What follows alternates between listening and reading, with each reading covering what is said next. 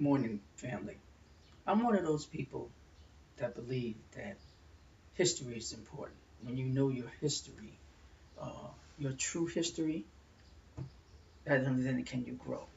I realize we come from kings and queens, but I want to keep this short but powerful and explain something to you. This is a picture of the Black Panther. This is one of Marvel's Avengers originally, uh, many years ago, because I used to follow comics. I haven't seen him in this series yet, and I kind of feel like first hired, last hired, first fired type of thing. So I'm going to bring it into stage. I know it's coming sooner or later. I don't want to talk about it now because our kids need to. All kids need to see the importance of this. And if you don't think, for all those people, before you start talking about, well, fantasy this and fantasy that, well, the Avengers are fantasy, and we see them on the big screen, and we haven't seen the Black Panther yet. So I'm going to give you some history, and this is how it goes. And if you don't think fantasy is important, there's a good amount of fantasy on television and in the movies. Take Rocky, for instance.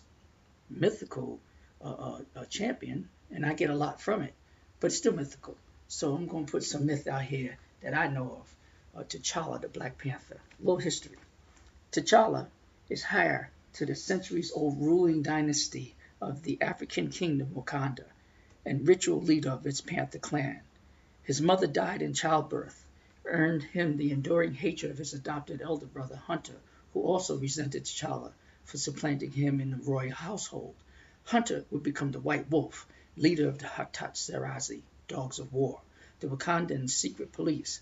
Their father, T'Chaka, remarried, but his second wife, Ramonda, seemingly ran away with another man when T'Challa was 8.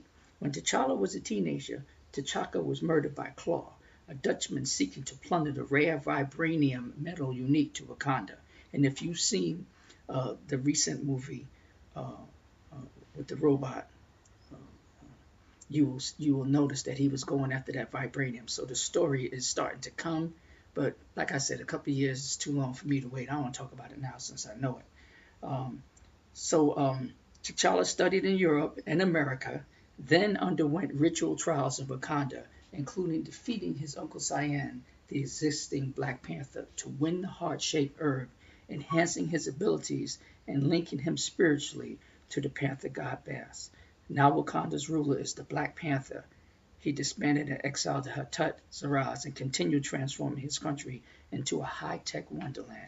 And if you think Iron Man got some high-tech, read the comics, hear about this brother, and something that you won't see for a long time because it's on one of the videos I got, the cartoon.